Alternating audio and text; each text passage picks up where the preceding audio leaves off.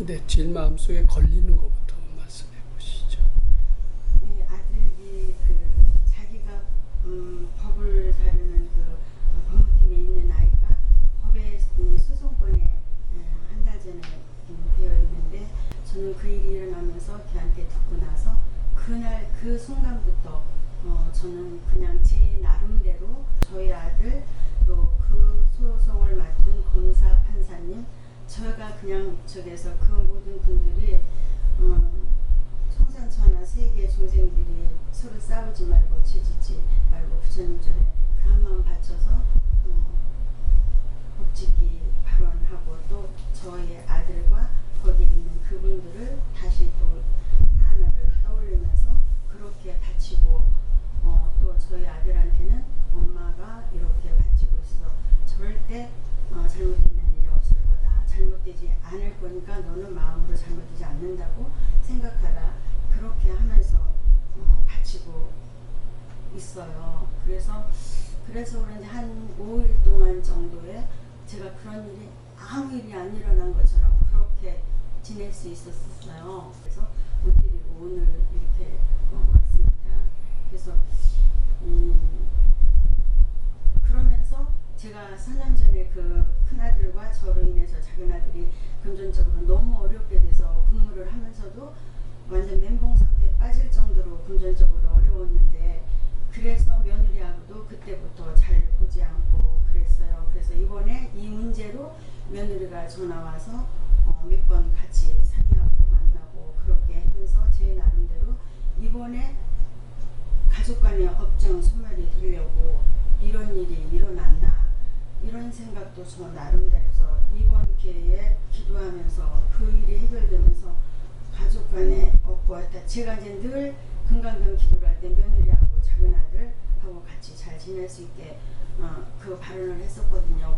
그리고 계속 바치는데, 바치면서 제가 이제는 이 정도 바치면 됐다, 이런 생각이 들으면은 안 바쳐도 그 일이 잘 해결될 수 있는 건지를 여쭤보고 싶습니다.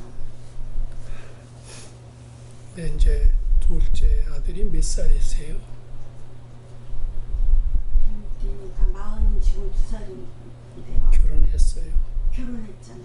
결혼했어요. 근데 이제 아마 누구고 갔다 가다가 소송을 네.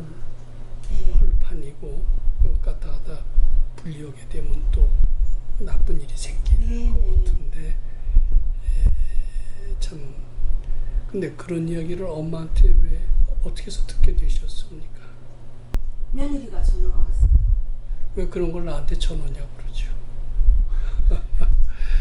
예, 근데 저는 그 아드님 걱정을 하시고 그렇게 되겠죠.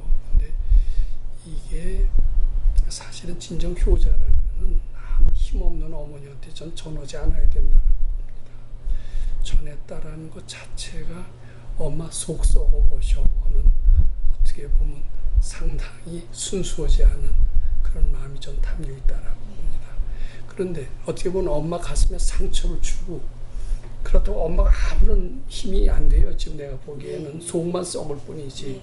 그럼 그런 허약한 엄마한테 도와주지는 못하는 자기 이렇게 피해돼서 갔다가다 소송 가서 잘못하면 영창 갈 그런 괴로운 일 왜 엄마한테 얘기합니까? 그것은 밝은 입장에서 보면은 세상에서는 엄마한테 의논 못할 게 뭐 있느냐 그러지만은 그런 일은 의논하면 안 돼요. 밝은 입장에서 보면 속 새기려고 그랬어요. 근데 보살님은 아무 힘이 없어요. 근데 그 속 새기려고 그럴 때 속 썩으면 안 됩니다. 얼른 그 생각을 바쳐야 되고, 아들이 불쌍하고 애처롭다라는 생각도 바쳐야 되고, 내 아들이니 하는 것도 또 바쳐야지 됩니다. 그래야만이 그 아들이 살아날 수가 있지. 그것 때문에 걱정하고 기도해주고 뭐 천상천하 뭐 서로 화해하고 이러는 것은 지금 감당이 안 돼요. 그러니까 지금 보살님이 할 수 있는 일은 속 썩잖아요. 속 얼마나 괴롭게 해서 훨씬 이건 오로지 할 수 있는 게 기도밖에 없는데 속 썩는 것을 안 해야 돼요. 얼른 그 생각을 바쳐야 됩니다. 그리고 내 아들이 저 갔다가 영창 가겠다 이런 안타까운 생각도 네. 받쳐야 됩니다. 그 생각이 잘 안 받쳐지면 그 생각에다 대고 지금이라도요 자꾸 미륵존여력을 하세요. 그 우선 괴로운 생각, 내 괴로운 생각을 먼저 받쳐야 됩니다. 그 다음에 아들이 안 될까 하는 생각도 받쳐야 됩니다. 그리고 아드님한테서 마음을 띄시는 것이 지금 아드님을 살리는 길이다. 이렇게 하셔야 됩니다. 그러면 이제 이렇게 생각하실 수 있습니다. 어떻게 부모 자식 간에 마음을 띄라고 하느냐. 내가 어떻게 큰 힘은 못 돼도 어떻게 도와주고 힘이 돼주고 이렇게 해야지. 마음을 띄라고 하는 것은 어린애를 갖다 그대로 방치하는 거나 뭐가 다르냐 이런 법사는 너무 쌀쌀맞다 이렇게 생각하실지도 모릅니다. 아니 쌀쌀 맞아서 그러는 게 아니라 보살님이 지금 도와주실 힘이 없어요. 왜 힘이 더 없느냐 하면 그 마음이 아들한테 붙어있고 불쌍하다는 데 붙어있고 이러기 때문에 보살님은 붙어있기 때문에 힘을 쓸 수가 없어요. 보살님이 힘을 얻으려면 붙어있는 마음에서 띄어야 됩니다. 띄면 자꾸 거기다 우선 괴롭잖아요. 괴롭다는 마음을 가지고 있으면 약해집니다. 그걸 자꾸 받치면 힘이 생깁니다. 아들이 안 될 것이다. 까딱하면 영창 갈 것이다. 이 생각에 대해서 자꾸 받치셔야 됩니다. 받칠 때 보살님이 힘이 생깁니다. 보살님이 힘이 생겨야만이 아들을 조금이라도 도와줄 수가 있지.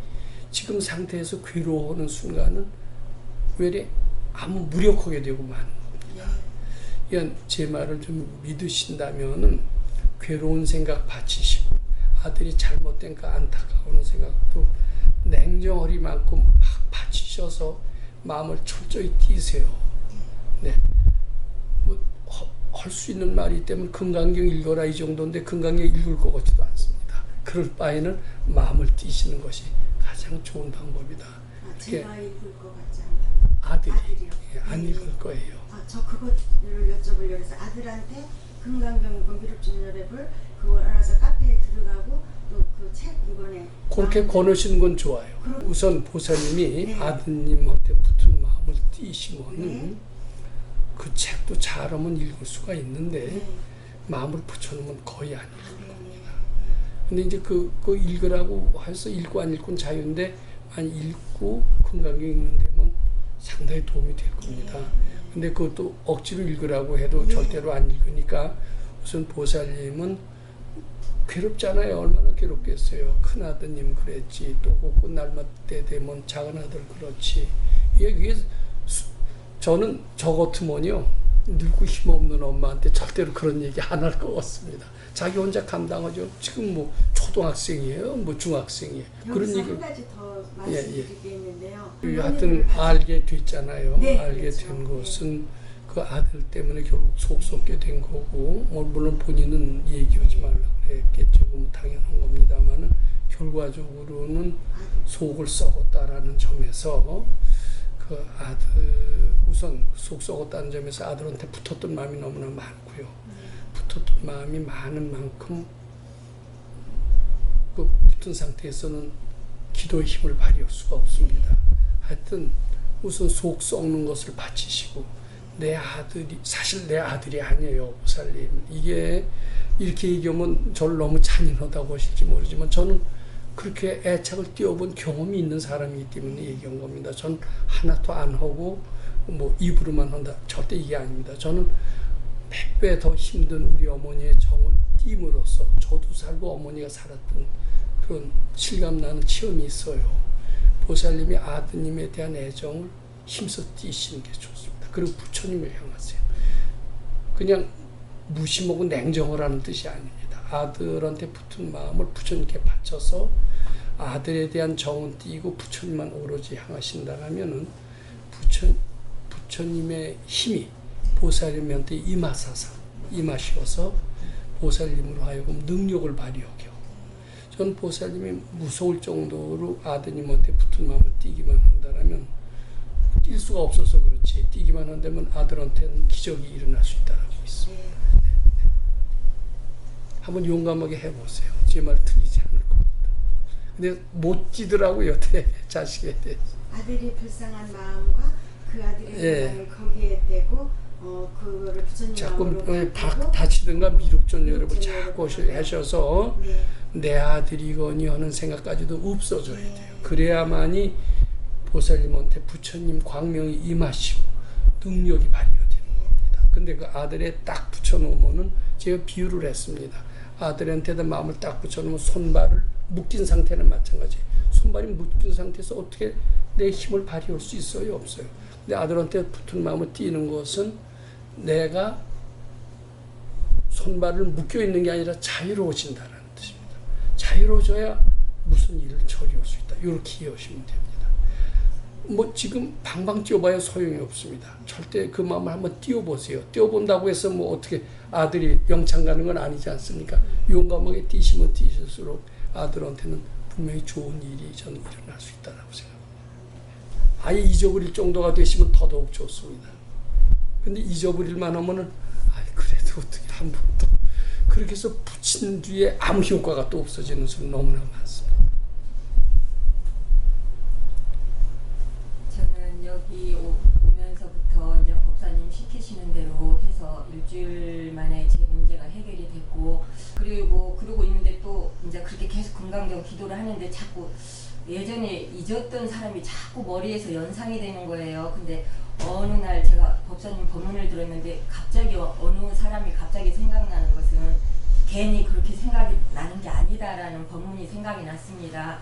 그래서 자꾸 받쳐봤더니 자꾸 받쳐보니까 그 문제가 해결이 됐습니다. 그래서 해결이 되고 보니까 저도 모르게 죄송합니다. 제가 이런 말씀을 써서 이것이 일체 유심조의 진리고 공의 진리인가 보다. 이런 생각이 제가 저절로 들었습니다. 그러면서 제가 여기 오기 전에도 제가 한번 공황장애를 한번 알았던 적이 있습니다. 그때는 반야신경을 제가 잠자는 시간을 제외하고는 일하는 시간과 잠자는 시간을 제외하고는 반야신경을 의식이 있는 한은 그렇게 들으면서 그 공황장애를 고쳤던 적이 있습니다. 그때도 저는 머리로는 이해를 못했지만 가슴에서 그 공의 진리를 제가 가슴이 알아져서 그 치유를 했다는 생각이 들었습니다. 그래서 제 안에 제가 참 나가 내 안에 어떤 부처님이 어떤 신성한 존재가 있나 보다. 그래서 나한테 이런 진리를 깨우치라고 이런 일이 발생이 되나 보다. 이런 생각이 들었습니다. 그래서 이게 지금 제가 잘 가고 있는지 그게 여쭙고 싶습니다. 그러니까 그 전에는 그런 얘기를 하셨죠. 아드님이 조금 나아진 것은 영가천도 덕분이다. 이런 얘기를 하셨죠. 제가 아프고 아들 영가천도로 안 아픈 줄 알았어요. 영가천도에 대한 기대는 하시지 않는 게 좋을 것 같습니다. 그 믿음 때문에 나아질지언정 영가를 천도시켜서 나아지지는 않는 것 같습니다. 근데 지금은 이제 무엇을 구하는 게 아니라 잘 깨쳐가고 있는데 제대로 깨친 거냐 뭐 이런 말씀이신 것 같아요. 네, 제대로 깨친 건가 이런 생각도 어떻게 돼요? 가지고 계시지 말고 얼른 부처님께 바치시는 게 좋습니다. 바쳐서 언제까지 바치느냐? 편안해지실 때까지 바치면요, 이게 제대로 깨쳤나 안 깨쳤나 이런 생각까지도 없어져요. 지금 굉장히 편안합니다. 네, 편안하면 편안한 것도 바칠지언정 이게 제대로 깨쳤나 안 깨쳤나 이러시지 않으시는 게 좋습니다.